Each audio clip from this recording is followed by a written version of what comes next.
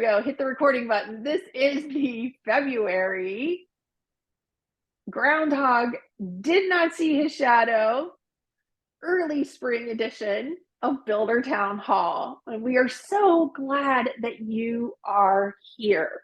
You have a lot of choices, ways that you could spend your time right now.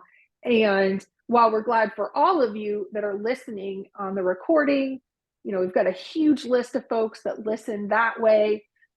At the same time, those of you that come live, ready to participate and ask questions, we are so grateful for you and for your time, and we promise to use it wisely. In case you aren't familiar, I'm Meredith Oliver. I'm the president, co-founder, chief marketing strategist of Meredith Communications. We deliver digital marketing solutions for home builders. So we build websites, we do search engine optimization, social media marketing, online sales counselor, consulting and training. If it's digital and it's marketing, we do it. And we love what we do, and we can't imagine doing anything else. And then on top of everything else, we produce and host Builder Town Hall. So where can you see, trick question, if you've been paying attention in our Builder Town Hall Facebook group, you'll know the answer. Where will you be able to see a live, unplugged version of Builder Town Hall coming up very quickly? Right at the Builder Show. So Angela, myself, and Carrie will be there to bring you a live action version of the live stream. And we're so excited. We've got a ton of content planned for you, and we can't wait to see all your smiling faces as opposed to just seeing your name in chat and interacting with you there. If you haven't already, please introduce yourself in chat. We would love to know your name, what builder you work for, what market you're in, anything else about you that might help us serve you well today. If you're in marketing, if you're in sales, if you are already an AI ninja, or if you are an AI rookie, anything at all you want to share with us, we'll be paying attention to chat all the way through. I think today's session is going to blow up with questions, and we're just going to kind of try to slide them in and answer them as we go. You're going to find Chuck to be very easygoing with that and easy to pop over, answer a question, go back and forth, so we don't have to wait for Q&A. So just go ahead as you think of it, get your question in chat, and as soon as it seems like the right time, he or I, one, will kind of slide that question in and address it as we go. All right, so what can I tell you about Chuck Gallagher? Well, first of all, you need to know that he's a dear friend of mine. Chuck and I were most recently in a mastermind group together. This was pre-COVID and into COVID a little bit, but we were in that mastermind group, I'd say at least 2 or 3 years together. And when you're in a mastermind group and this was for specifically focused on our speaking business, you really get to know the other people. It's one of those no holds barred, share everything. They give you unfettered feedback, constructive, but unfettered feedback, and you do the same. You build each other up. I had a chance to visit his home, to visit his video production studio, which is unbelievable what he is able to do in the world of video marketing and video production. And I just got a good chance to know him. He was the National Speakers Association Carolinas chapter president the year before I was the president. So I followed right after him. So in that way, we worked together a lot as he was outgoing president and I was incoming president. So we've had a lot of interaction, and I count him as a friend and as a colleague. Now, as a colleague, he is as professional and knowledgeable as they come. Originally really grounded in ethics and business ethics, and that's really where he launched his speaking consulting career. From that grew a passion for video marketing, because obviously that's what's needed to get any kind of message out today. So ended up buying I can't say it today correctly, Chuck. Primo. Primo Productions, which is a wonderful video production company. He's located in Greenville, South Carolina. And then as that has evolved, naturally began to learn and master the world of AI because it is intersecting every element of sales and marketing and business and healthcare and education. I mean, it's so much more than just write an article, write a press release for me, right? So it's everywhere. And those are some of the things we want to help you do today. Our goal is to prepare you for the gluttony of AI seminars that are going to be available in a couple of weeks at the Builder Show. We want you to be able to see through what's too good to be true, what sounds like a really cool idea, but maybe impossible to implement at your level, or maybe what would, like Goldilocks, fit just right, would be just the right fit for you. And all of those things can be true within just one category. And I think that's something that will help sort through. So with that, Chuck, I kind of just want to start out broad and have you talk to us about how impactful, how meaningful, what this AI revolution really is to everyone, so that we can understand, how much it matters. Okay, so Meredith, you can tell by the color of my hair, I've been on the planet for a while. Back when I was a kid, it was a long, long time ago. I can still remember. So, I go back to the Ron McClain days, American Pie. But there was something significant that happened in 1993. Yeah. In 1993, Netscape was the first browser that came out that gave us mere mortals access to what was then referred to as the internet. Now, preceding that, it existed, but we couldn't access it. It was government and military and academia, but it wasn't you and me. So it came out and it was like, here's a browser and you can access the internet. And most of us in 93 was, what's an internet? And what is this going to do? And how do we use this? And it took a little while to kind of get acclimated to, okay, well, we need a website. And what's a website? And why do we need a website? And who's going to find us on the website? Okay, yep. You just described my life. Okay. But now today, and I'm picking up, I'm picking up my cell phone because, and I call it a cell phone because that's my generation, but my digital device. And it's like, okay, we are indelibly connected in everything that happens. We wear it on our arms. We carry it in our pockets. It is connecting us here, allowing us to do this, doing live streams, et cetera, et cetera. It is a crazy world, but that started in 93.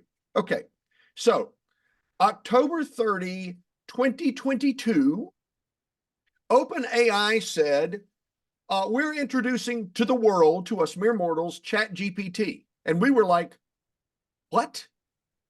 And by January, we started hearing it.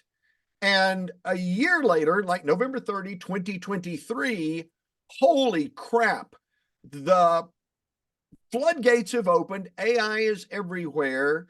And you tend to fall in one of two categories. Oh, wow, what a really cool tool. Or, holy crap, I'm scared of this, and you want to stick your head in the sand. So, to your question, one, the genie's out of the bottle. Two, it's a tool. It is a tool that is amazing, that will transform how we think and do things. And for those who choose to use it, yay, it will advance you dramatically. And for those that don't, you will be left behind. And someone will take your business. Yeah, because I noticed in one of the articles that you put out recently, the headline read "A Catalyst for Change," and you were talking about how AI driving, bridging the educational divide, AI in healthcare. I mean, this is just going to propel organizations and individuals ahead who understand the harness of it, how to harness it. Yep. And the thing about it is, it's like, Meredith, my dad, he died when I was 2, but preceding that, he worked for Bendix Avionics. He was an electronics engineer, and the way he did his calculations was a slide rule. And I've still got them, don't know how to use them, don't understand the concept. God bless him. I'm glad he could figure out how to move that stuff around and work. When I took finance in college, it was the book or the professor said you can either learn the formulas in the book or buy a Texas Instrument Business Analyst 2. I don't care. Because in the real world, it is about the answer, not about how you get the answer. Today with AI, the issue is it's about the answer.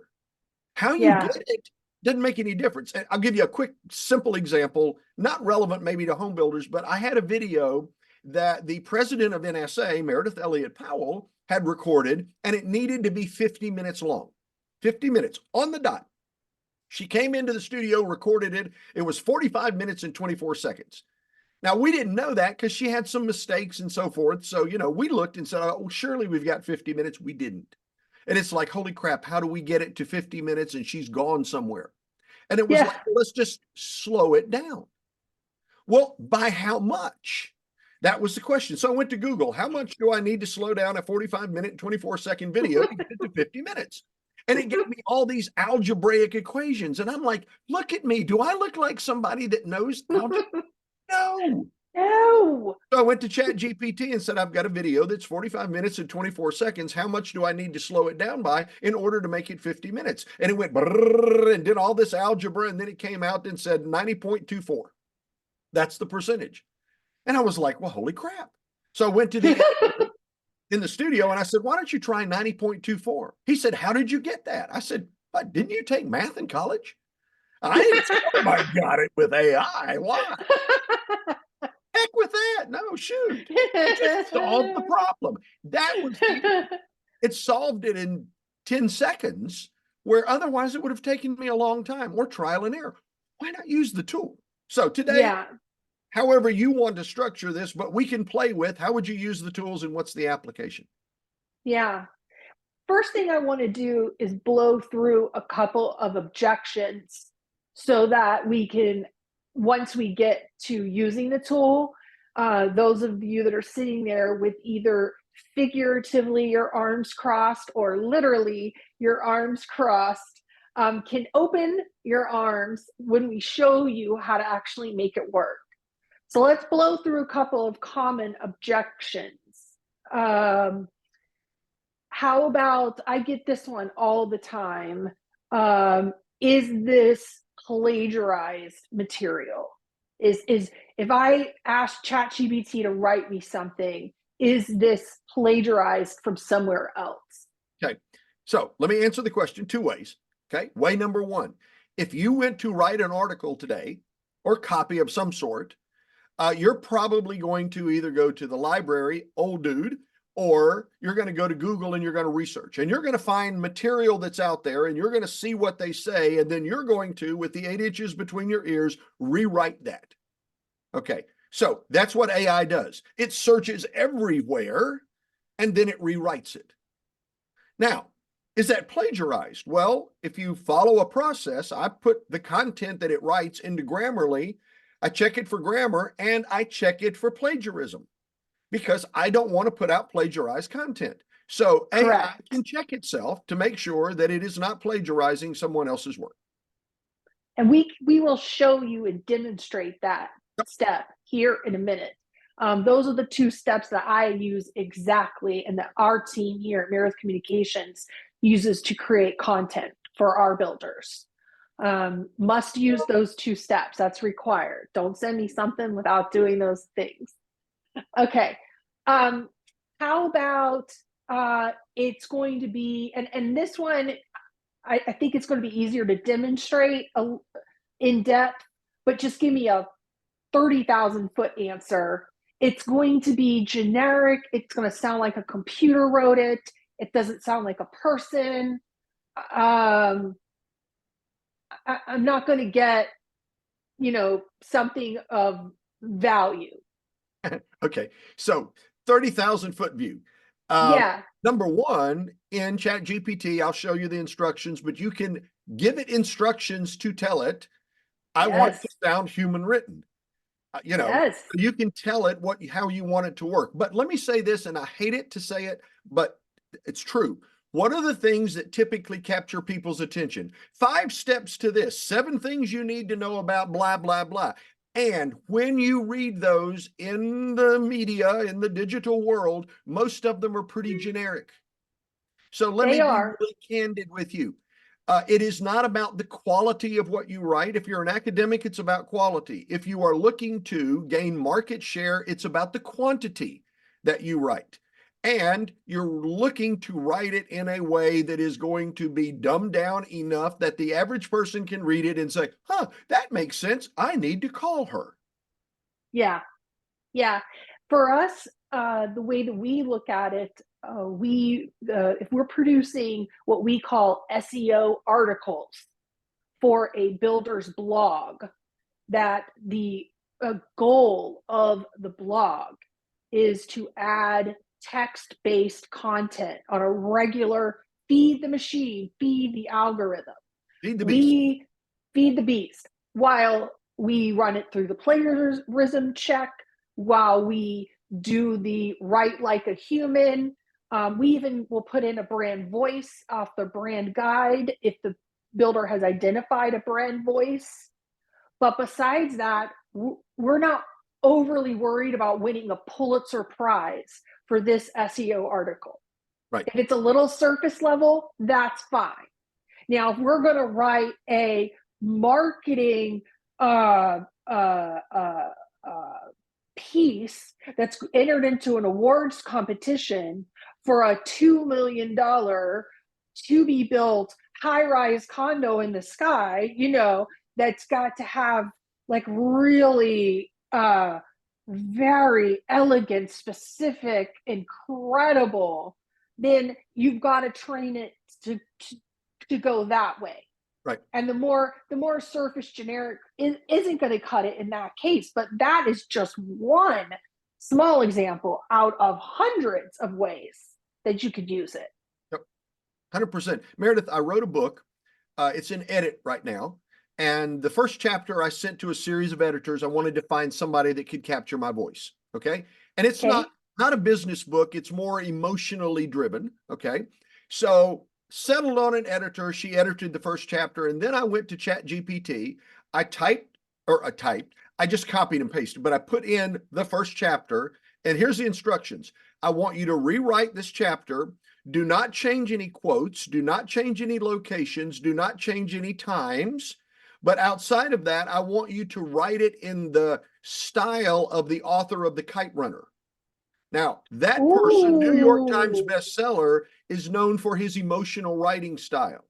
It rewrote the chapter in that style, and I sent it back to her. I didn't tell her that ChatGPT rewrote it. I said, I wanted to take another stab at this and see if I could get it to be a little more emotional. And she said, oh my God, I think that's great.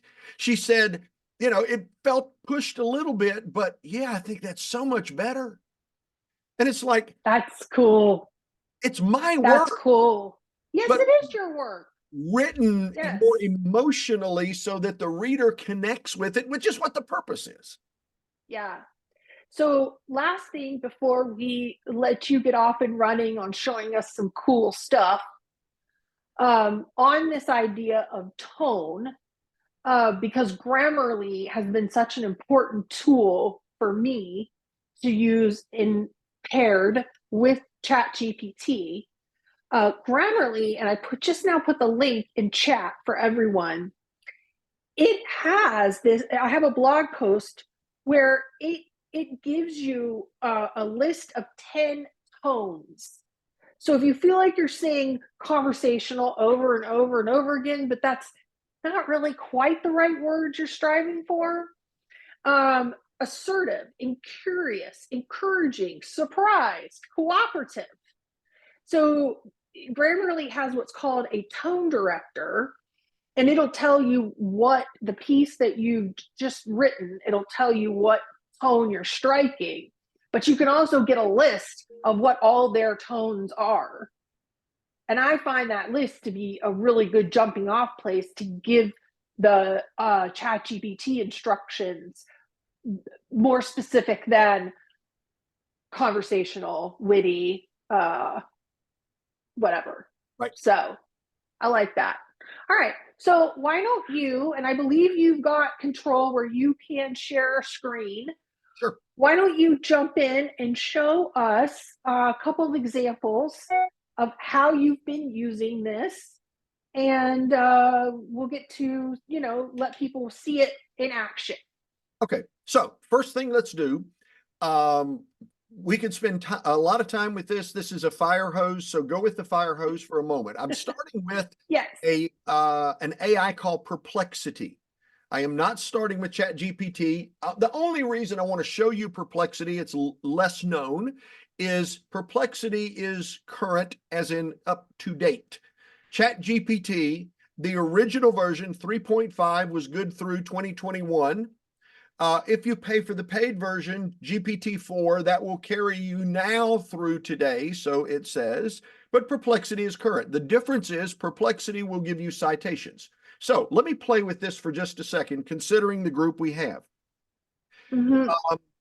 I want to share a concept with you, okay? Okay, ready. You are sitting there, you are responsible for selling this townhome community. And my wife and I just moved to a townhome community, okay? So the builders build it, you're in this beautiful model home, you've got inventory that's there. It's not like you have to worry about being the listing agent, but you doggone sure need to find the buyers, okay? So I'm gonna try something, and I'm gonna put in here, tell me the top. I can't type and talk at the same time, so I'll just. It's impossible. And when people are staring at you, it's impossible.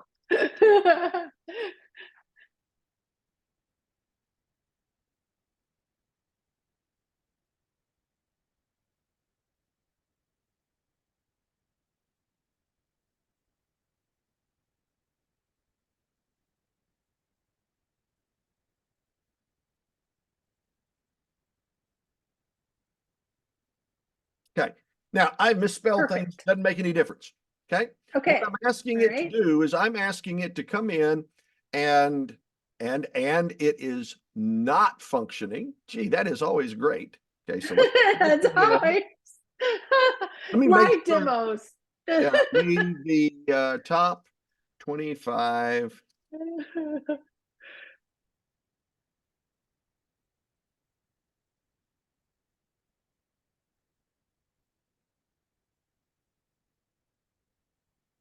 There we go. Okay, tell me the top 25 questions people ask about their first townhome purchase. Okay. Okay. Okay. Here's the thing. I want you to think about this for a second. Wow, look at that. I live in Greenville, South Carolina. My wife and I moved from a 4,500 square foot house up in the mountains, and we decided we didn't want maintenance anymore. We're going to move to a townhome. I can promise you, before I ever talked to anybody that would be on this call, I went out and I started searching information. So I wanted to know what the questions are. Okay. Yes. Now I'm gonna add to this. What are the top 25 questions that baby boomers ask about downsizing to a townhome? Okay. And that's what he just did there is a great point. The better your question, the more specific. He put in a target audience. That is going to get you better answers, by the way. Now, here's what I want you to notice. We're going to switch to ChatGPT for just a second, but I want you to notice something. Beside every question, there is a source. So where did it come from? So if you're wondering, did somebody make up this crap? It shows you where it got it, so you can feel comfortable that you know where it's coming from. Like if I click on this particular one, what's going to happen is it is going to show me. I have no idea where Edgewood Townhomes happens to be, but here are a whole list of questions that come related. They've got 16 of them. Okay. Now, let me go back here and I'm going to take this question, Meredith. I'm just going to copy the question and I'm going to go to Chat GPT. Now we're going to do the same thing here. I'm just curious to see what the difference. What do you get? Yeah, what's the difference? Okay, now here are the top 25 questions. Interesting, it is a different series of questions. What are the financial benefits of downsizing? How will downsizing impact my retirement savings? What are the typical costs associated with it? What are amenities? How does living in a townhome compare to a single family home in terms of privacy, et cetera, et cetera, et cetera. Now, you might ask yourself the question on this, why do I care about these questions? Well, let me answer it this way. First, we'll let it finish doing its little thing. It's breaking it, by the way, it's breaking it down into categories, which I think is kind of cool because then you can love that. Focus on where the categories. But anyway, here are the questions. Now, when it finishes this thing, I'm going to say, take question number 1 above and rewrite it 4 different, I cannot spell, Lord, good Lord, different ways. Okay. So now what you're doing is asking it to refine. Yeah. And so here's the thing. Okay. Now I want you to think about this for a second. I'm in Greenville, South Carolina. My wife and I are considering buying a townhome. We're researching. What if you've got the top 25 questions that people are asking? Okay. I've got top 25, right? And then I take question number 1 and say, now reword that 4 different ways. So question number 1, I now have 5 reworded questions for question 1. If I did that for 25 questions, I now have 125 questions, which are really the top 25 reshuffle. Okay? Yes. Now, what I would do is I would come in here and say, write me a, let's call it 250 word article answering question number 1 above.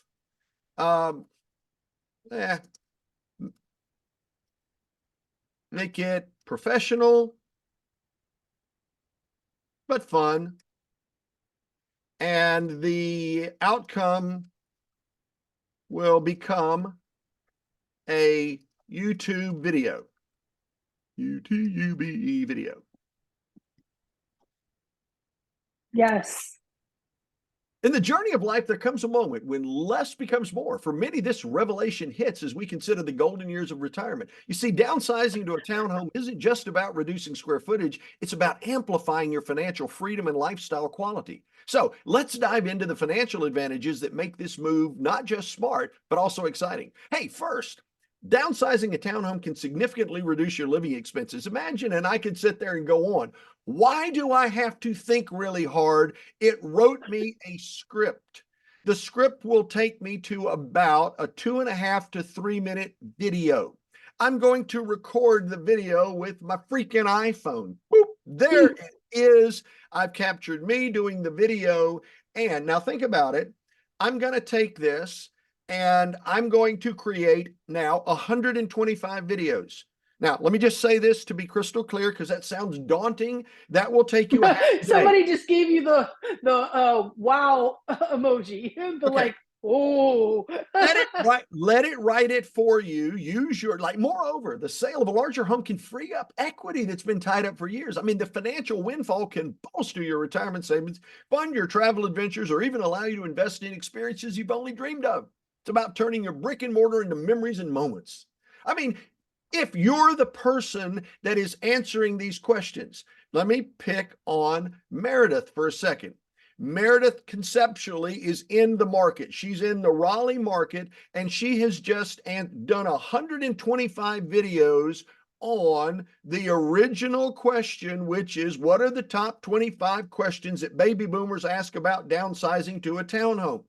Now, if she has done that in the Raleigh market, I promise you she will have outworked 98% of the other people, because they won't do 125 videos, putting them on YouTube, about what are the questions baby boomers ask about downsizing to a townhome. So if they Amen. find her over and over and over again, who would you call? Don't say Ghostbusters. That's what I really want to say.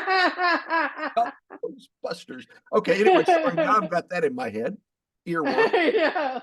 But the point becomes, when you think about how do I use this? Well, one of the easy ways to use it is outwork your competition. Yes. People are looking for this stuff.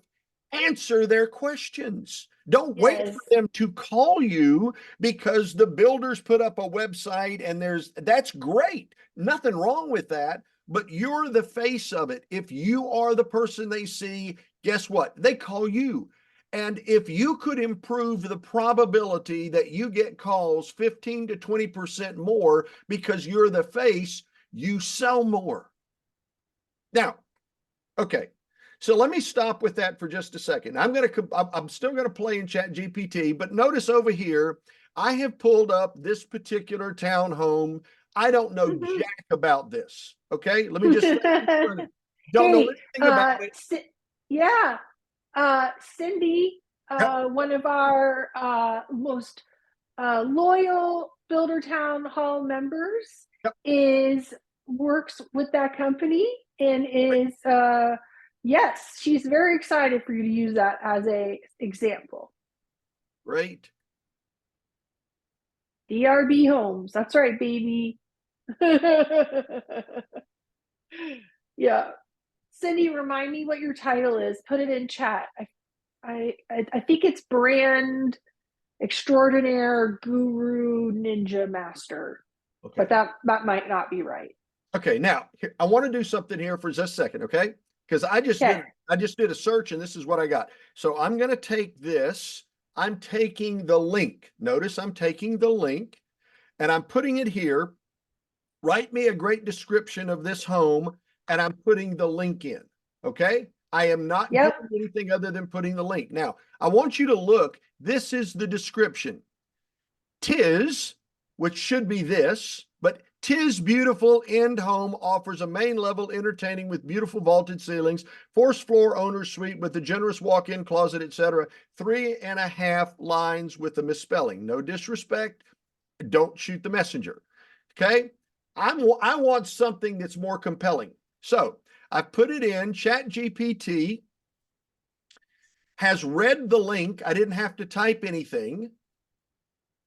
And here's the description. Nestled in the heart of the serene Camden Cottages community in Greenville, South Carolina, 213 Woodway Way emerges as a beacon of modern living, offering an unparalleled blend of comfort, style, and convenience. This exquisite property, designed with meticulous attention to detail, blah, blah, blah, blah, blah. And now it's giving me sophisticated design, spacious interiors, luxury finishes, comfortable bedrooms, outdoor living. This is more than 3.5 lines. And it makes it sound freaking amazing. It is going through the website, reading what's there, providing a description, so that if someone were to look at this, it is going to be, no disrespect, but more than 3.5 lines describing it. Now, you could make it shorter, and that's absolutely fine. But Right. I'm like pretty freaking jazzed by this. It's written a really great description, and of course, it references the website. So Yeah.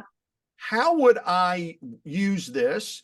Part of it is I want to make sure that I am appealing to the customer. And what it basically did, which this goes to Meredith's work anyway, is it looked for the specific location, but it pulled all the SEO words out of the website so that when it provided the description, it's already SEO optimized. Yes.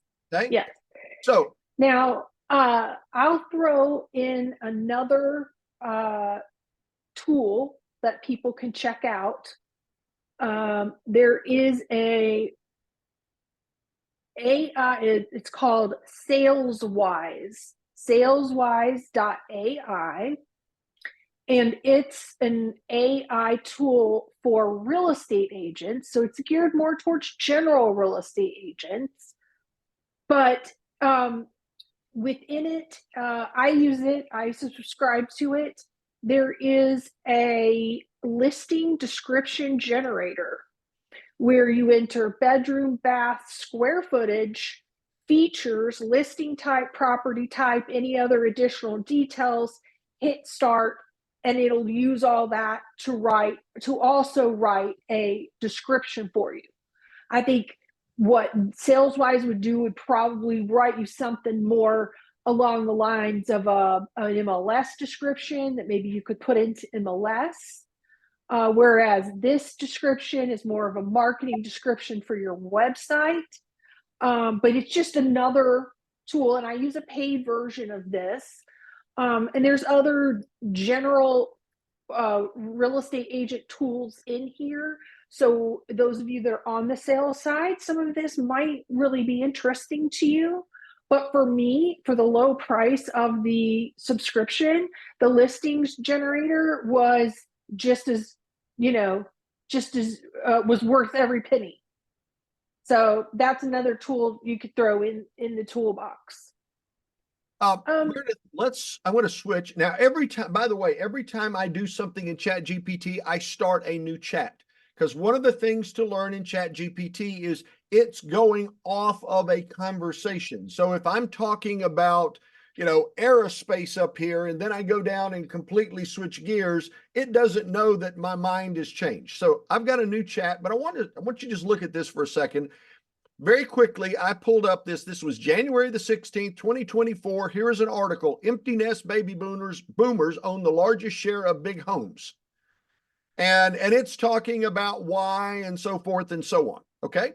So I want to write an article. Now I'm going to copy this and I'm going over here, and I want to write an article about, and I'm going to cut that in there and make it focus on why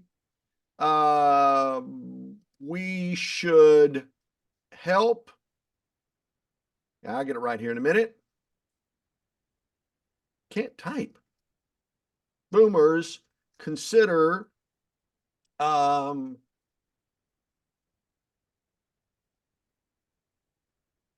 I'm making this up. Okay.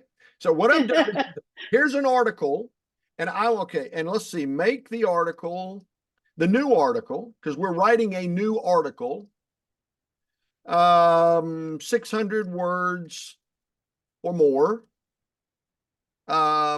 Make the opening captivating. So let's see what happens. Now, the question arose whenever this is doing its little thing, which is now taking a little slow time because we're using Zoom and the internet all at the same time. But one of the things is, the question was, is it plagiarized? Now, notice I did not read the other article. Okay, so it's not connecting yet. So let me just recopy this. See, there we go. Okay, cool. So the new article, navigating the next chapter, why baby boomers should consider townhomes or downsizing. Now, what it's doing is it's reading the other article. It's gathering data from the other article, which is, by the way, how we would write an article. And then we would put it in our ears, and then we would come out and write it. It is functionally doing that for us. Okay. So it is writing an article that you could conceptually then put on a blog, or you could do a video with, or a multitude of things. Okay.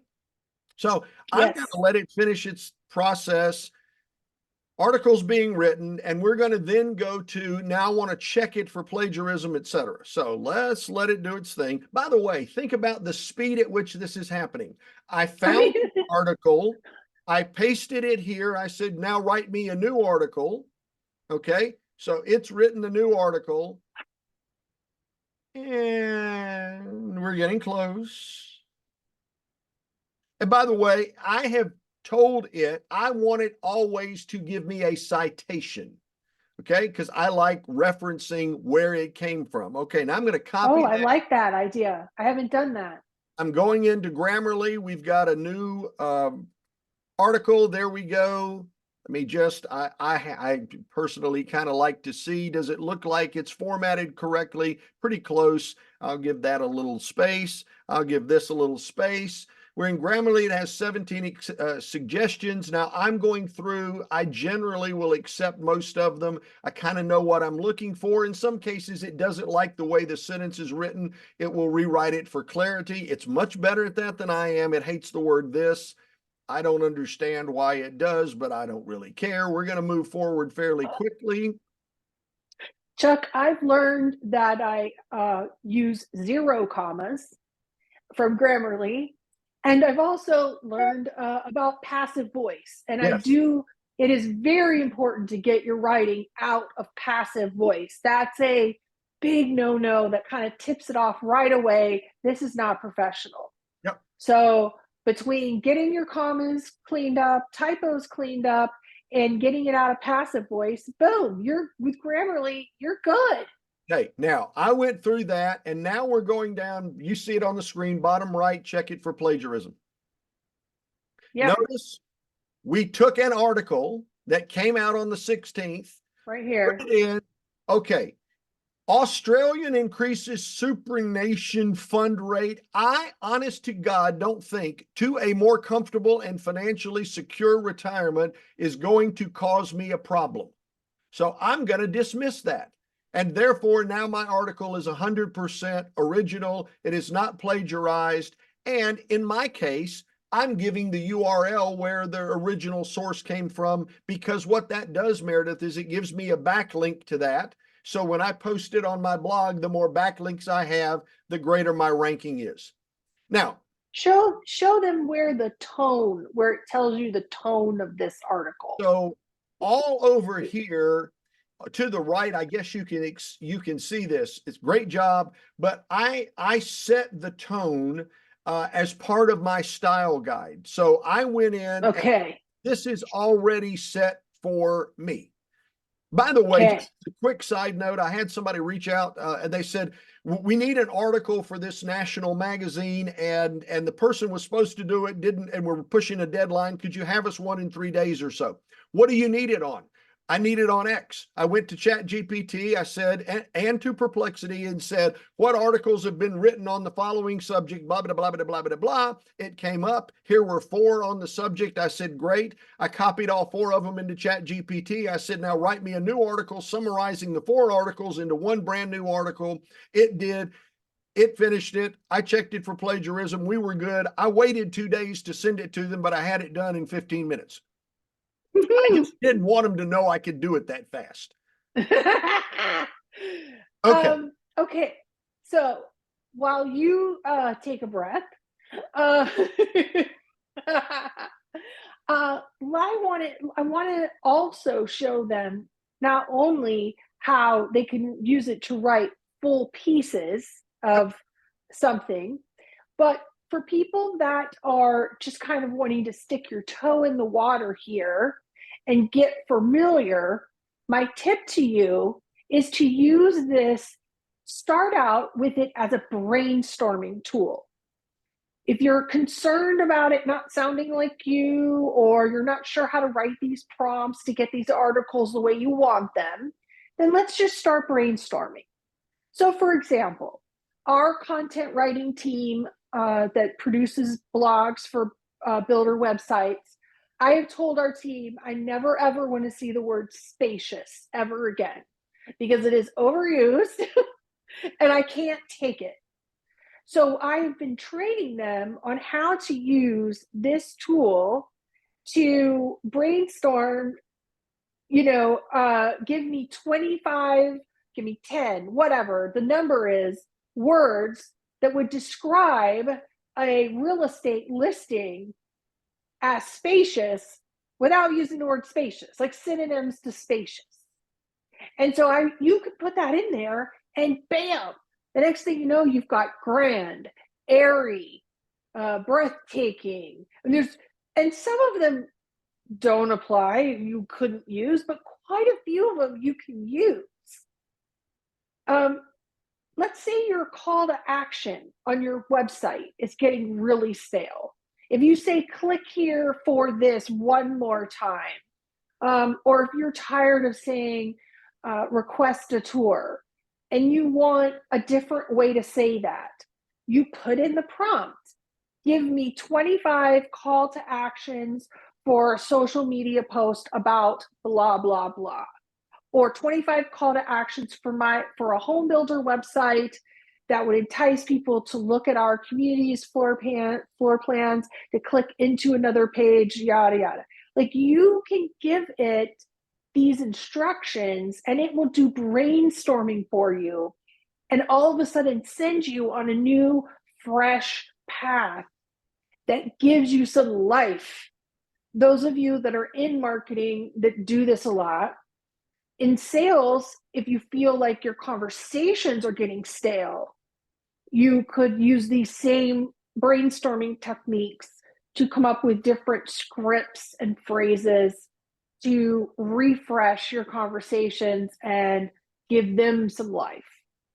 So that's a couple of quick examples on the brainstorming front. And I think for some of you, that is the first step for you to use towards these tools. Maybe not diving in on a full on article, but just understanding, I need headlines. I need a social media post,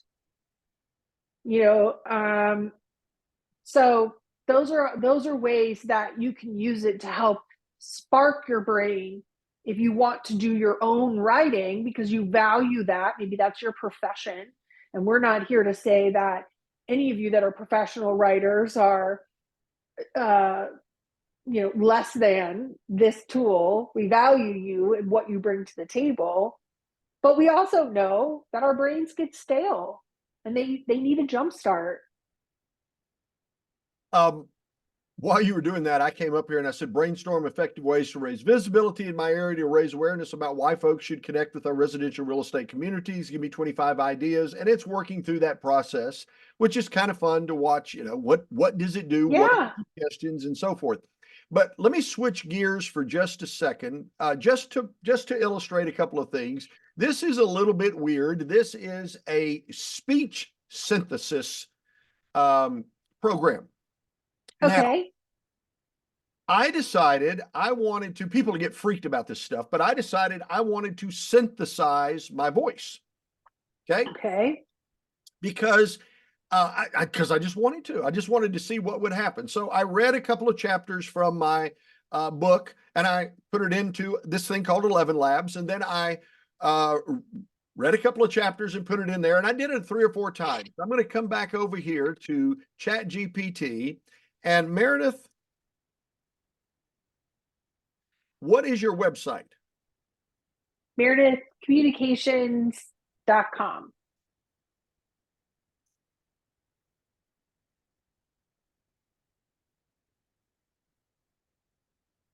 Hmm?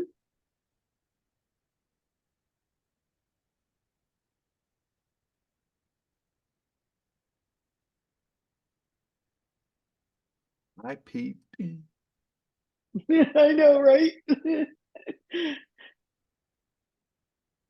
I want 100-word descriptions. Mm-hmm. Okay. So it's going to give me a 100-word description based upon your website. Okay, good. So here we are. I'm going to take this and I'm going to put it into 11 Labs. This is going to be the text. Okay. And I want it to generate me talking or saying this. Now, the reason I do this is I want you to see is it perfect? Well, no, not perfect, but it's pretty doggone good. In fact, my newest book, I've literally taken the Word document, put it in here, and it has done the audio book. It has read the book. It therefore will never have, I won't have lip pops. I won't have those kind of things. It will always pronounce the T's and the consonants and all of the stuff. Meredith Communications, founded by Meredith Oliver, is a digital marketing agency specializing in creating custom website designs, search engine optimization, and online sales solutions tailored for home builders, real estate professionals, and entrepreneurs. Their approach combines creative, innovative website design with strategic digital marketing services to drive traffic and convert visitors into customers. With a focus on customer engagement and satisfaction, Meredith Communications leverages the latest technologies and marketing strategies to help clients stand out in a competitive digital landscape. Their portfolio showcases a commitment to excellence and a deep understanding of the unique needs of the real estate and construction sectors. Now, some people get freaked by this stuff. I think it's cool because here's what can happen. If I need to go in and I need to have voice and all I'm doing is putting B-roll on video or whatever it happens to be, why do I need to record it? Or I get laryngitis, or I've got flu, or whatever it happens to be, and it's just not convenient or comfortable. I literally type in the content and it's my voice doing the content. Now, if I want it to be somebody else's voice, I can pick somebody else. Yeah. I can pick people that are pre-made, but can be done. Okay, let me switch gears. Okay, fire hose. There's a website, an AI called Designer, DESIGNRR. Everybody misspells crap. Okay, so here it is. Yeah. So I went in, 1 week, Meredith knows I speak on ethics and fraud prevention from time to time. And so 1 week I get a call from 3 executive directors of 3 associations that had, or 3 people at associations where the executive director had embezzled money. And they were like, we should have had you come and speak. What do we do? Kind of stuff. And it was like, wow. And I thought to myself, 37% of small businesses will experience fraud. Mm-hmm. So I ought to write a book about this. So I went to this thing called Word Genie, and I said, I need to write a book about preventing fraud, a small business owner's guide. Okay, so I'm going to click here so we can see this. And I just put in basic keywords and the concept, basic keywords and the concept. 4.5 hours later, here is the book that AI wrote. That is 102 pages with citations. That is laid out with pictures. Done. Now, I took it because I wanted to check it, and I put the words into Grammarly to make sure it wasn't plagiarized. And on a couple of occasionally, I would put like about the author. So, you know, there would be a little something, something and a picture of me and yada, yada. And occasionally I would add a little Chuckism to it. But for the most part, 95% of this was written by AI. When I got to the end of it, it said, do you want to publish? I said, I think I do. And I hit a button and it went out to all of the ebook places. So if you go to iBooks, where I get my stuff from Apple, and you type in Chuck Gallagher, it is going to show that Chuck Gallagher wrote this book, Preventing Fraud, a Practical Guide for Small Business Owners. Now, how does it relate to you? Well, it's simple. I decided that I wasn't going to charge for it. I wanted to provide it free. I wanted it to be a free guide for people. So if for you, it might be the value of downsizing and what you need to consider, or what do you need if you're buying your first townhome, but you want it to be something more than just what you see on a website. So you can, therefore, in my case, I offered this to my website list, sent it out to like 33,000 people on the website list, and got the highest open rate I've ever had. It was 42% open rate, which was like freaked me out. And I offered it as a free download PDF, and I got 632 downloads on the thing, which meant I know everybody that downloaded it, which potentially could be for me, and Meredith would understand this as a professional speaker, gold. That's my client base. So I show that to you so that you can understand. Now, I'm going to give you one other one, and it's a website called Heygen, Heygen. Okay. Heygen is really a pretty freaking cool site. I'm going to see if I can get to go to Heygen. Heygen has avatars, or you can create your own. In other words, I can visually shoot me speaking, and it is going to take my speaking, and all I have to do is feed it the content, the words, and I will be delivering that content. Okay. Now, I'm going to just do this for the sheer fun of it, so just bear with me for just a second, but I'm going to go over quickly to my YouTube channel. I may have to, I'm going to do this real quick. I'm going to stop the share because I've got to reshare something, so just kind of hang with me a minute. But I went to Heygen. Come on, pop up here real quick. And I had recorded a video. Now, I don't expect that this is going to get you all, everybody real excited, but I do want to show you from a conceptual perspective, just to open your mind to what could I do. In this case, this video was recorded in English. I speak English in fractured Southern. That's as good as it gets with Chuck. But I took the video, put it into Heygen, and I asked it to do it in Mandarin. Why Mandarin? I don't know. What the heck? I just thought it'd be interesting. Check it out.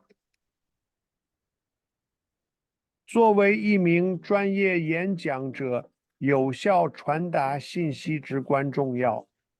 无论战士技能还是向潜在客户战士解决方案，问题是，随着 YouTube 作为重要知识分享平台的崛起。 Okay, now, as weird as that is, think about this for just a second. It was recorded in English. I put it into AI. AI translate. It caught my voice. It took my image. It made the words. My mouth. Your mouth matches. My mouth matches what I'm saying, and I am speaking in conversational Mandarin. Now, how would that apply to you? Well, you might sit back and I don't know. Why would I want to do this? Well, what if you had a market that happened to have, I don't know, Spanish folk? Could be Mexican Spanish, Puerto Rican Spanish. I don't care. But what if there is a marketplace where you're wanting to make sure you penetrate and you created, remember your 125 questions? You record the questions. The questions are done in English. The subtitles are done by AI. You record it, and then you go in and change it into different languages so that functionally, at this stage of the game, now I've got a video. I have no idea, Meredith, what's going to take place with this, but I can't wait until next Tuesday because it comes out in English, and 15 minutes later, it comes out in Mandarin. Now, if I get invited to China, oh, Chuck will be happy. But the real issue is it possible that I actually capture a marketplace that I never would have thought about and I doggone sure could never have done? Okay, now, that said, I'm going to stop for a second because I've been blabbering on and it's 1:02 and I want to make sure you guys have time for what you need. So I'll stop the share. You can do anything. You do. Well, wow. Angela, Carrie, you guys want to come in, and anybody that needs to go, because it is the top of the hour, of course, head out. But if you've got a few more minutes and want to do some extra questions, I'm sure Carrie and Angela have some questions and some comments. Let's see what your all's impressions were and feedback. I like Kim's comment. I know what I'm going to be doing all weekend. Yeah. No kidding, right? Right. Yeah. Chuck, I do have this was absolutely fantastic. And it's, I feel like we have just scratched the surface too. Yes. Yeah. So I'm familiar with the paid version of Chat GPT. There's a Teams version as well. So for those builders that have multiple members within their marketing teams, do you recommend that level? Yeah, and here's the thing. Okay, the traditional paid version is $20 a month. I think it's still $20 a month, and it's what everybody normally buys. Okay, you can get it free, paid, better. Okay, but when they came out with Teams, there is something really interesting. I bought the Teams version, not that I'm planning on working with the team on it, but I bought it for this reason. You have to have 2 people, and it's $25 a month, which means instead of me paying $20 a month, I'm paying $50 a month. Big deal. But what it does, if you're in the Teams version, is any data you upload stays your data. It doesn't get used by ChatGPT in its algorithm. So consequently, if I were a builder and I wanted my pick whatever it is, Mungo Homes, Lennar, Ryan, whatever the name, I'm just going off of ones that just pop up in the community, but I want my data to be my data and I don't want anybody else using my data, then I want to pay the $50 a month, whether I'm using it with multiple people or one person, but I'm paying for it to keep it private. Yeah. Which then kind of leads into the governance and preservation of, just how a company what they should be looking at from a policy perspective. Yes. Yeah. And that's one of the things that I would say, a lot of the questions that come up and when I'm talking with companies, part of it is, how do you use it? I mean, let's just practically go through how you use it. But the other part is creating a base policy that you have so that if there were a question to arise, it's not like a deer in the headlights, I don't know. It is, no, we have a policy, which frankly is probably the best insurance you're going to get, is I actually have a policy. So, the 3 things that are the biggest challenges that I see practically are, 1, do I have a policy, assuming it's more than just Chuck Gallagher, the speaker? Just a solopreneur, probably the policy thing is just not a big issue. But do I have a policy, especially if there's more than one person? Okay. How am I using it? And what am I doing about vetting every freaking body in the world that's coming out on Facebook and saying, I've got this and I've got this and I've got that and I've got the other? Yes. So, a lot of what we end up doing is going through all of the crap that's out there and saying, okay, doesn't work. Yeah, it's okay. Doesn't work. Ooh, that one's good. Because I can't tell you how many voice synthesis programs I went through to find one that actually was like, okay, that's good. I can see the application of that and the outcome is good. So, part of it is you got to wade through that, and either you wade through it or you hire somebody to wade through it for you. But anyway, those are the 3 things. Mm-hmm. I thought was really good that you said for all of us early on in the beginning is that all of this is about the answer. Yeah. And then it's about getting the next answer, and then the best answer. And I think that if everybody looks at all the tools and all the things that you said today and realize at the end of the day, when we're using these tools, it's because we want to get to the best answer. Yeah. And these are the tools to help us to do that. So just like we talk about in sales, it's never about the first answer, ever. Because as you get better and refine and your questions get better, then so does your answer. And that's the same thing. So there is the human side and the AI side. And I think the human side for everybody is always remember that it's the next answer, because you get better at better questions. The same thing with this. As you refined it, you got to the best answer. That's what I took, and I want everybody to realize that. Yeah, and Carrie, one of the things that I have found is you learn from this. Because I have gone in and said, I want you to write me an article about blah, blah, blah, blah, blah, blah, blah. And then I read the article and they put something in there about some cognitive bias that honestly, I never would have thought of. Mm-hmm. And I would not have looked for it because it wasn't in my sphere of knowledge. Right. So I wouldn't have found it. So the fact that it introduced a new idea to me was like, dang, that just made Chuck smarter. Yay. Yeah. Hey, just like I told you in the beginning, AI to me is I'm actually intelligent now. I think one of the other big takeaways is to double check the work. Using a tool like Grammarly to double check the grammar, the spelling, the punctuation, the typos, the plagiarism tool, the tone. I think I cannot highly recommend that enough. That is your safeguard, if you will. That makes you smarter too. Yes. The more you use that tool, the smarter your writing gets.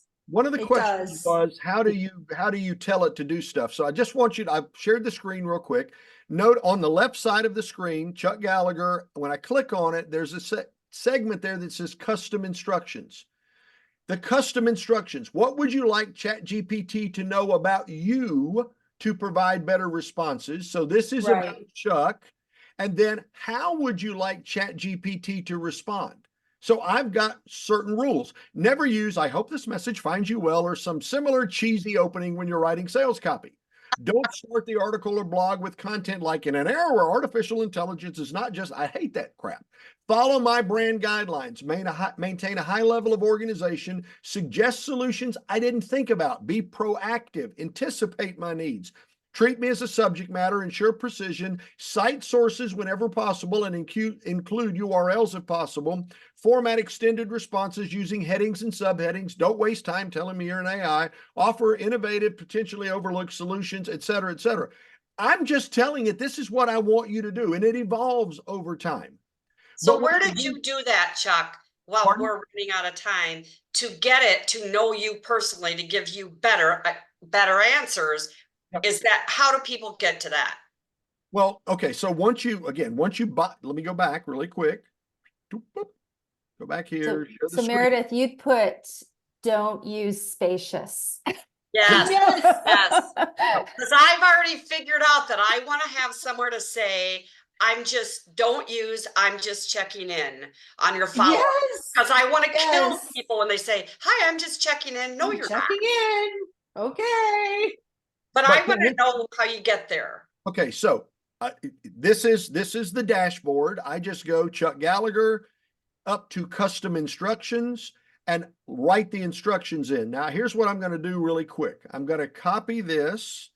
I'm going to go to the chat, and I'm just going to type it right in here. Maybe.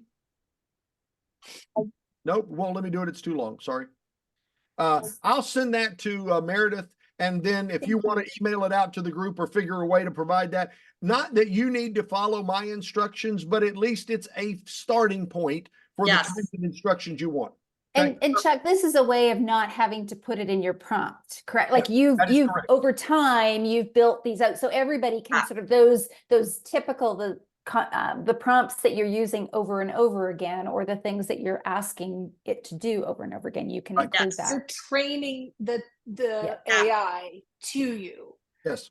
You can upload documents. You can upload brand guides. You can upload PowerPoint presentations into this area. You can upload just documents, press releases, a whole all kinds of information, and create a custom chat GPT just for that particular project or client or for yourself. And then it knows and is able to write in that vein using that background information every time, and you don't have to redo it. Hey, Meredith, I just as a weird little side note, I was doing some consulting work with a client, and they were talking about that. And I said, do you have a legal contract that, you execute with your clients? And they said, yeah. I said, good, give it to me as a PDF. I put it into ChatGPT, and I said, now, identify any issues you see in this contract that we might want to draw attention to. And the very first one it captured was the dates were inaccurate in the contract, which would have technically made it null and void. But it was fascinating that the contract had gone through their attorney and they didn't catch it, but AI caught it. So there are really, really cool ways to be able to use this. So anyway. Nice. Yeah. Okay. All right. Well, thanks, Chuck. Pleasure. Yeah, right. Yeah. We're gonna wrap it up for today. Cindy says she will never sleep again. Kim says she knows what she's doing all weekend. I saw Shannon said she couldn't take notes fast enough. I'll say just I don't do it very often, really at all, because we try to keep this format completely educational. But I'll just throw out there, Chuck and I are here to help you. If you need consulting or coaching or training of your salespeople on how to make these tools work, we're using them in our businesses like crazy, and we're here to help if that could be of use to you. Okay, thanks everybody. We will see you at the Builder Show in approximately 2 weeks, 3 weeks. 3 weeks. 3 weeks. Say 3 weeks. 3 weeks. We will see you in Las Vegas in 3 weeks. Chuck, thank you. You are amazing, kind, and generous as always. And everybody is better for you today. So Yes. thank you. Thank you so much. It was a lot right. of fun. Good luck, everybody. Bye, everybody. Thanks, Bye. Chuck.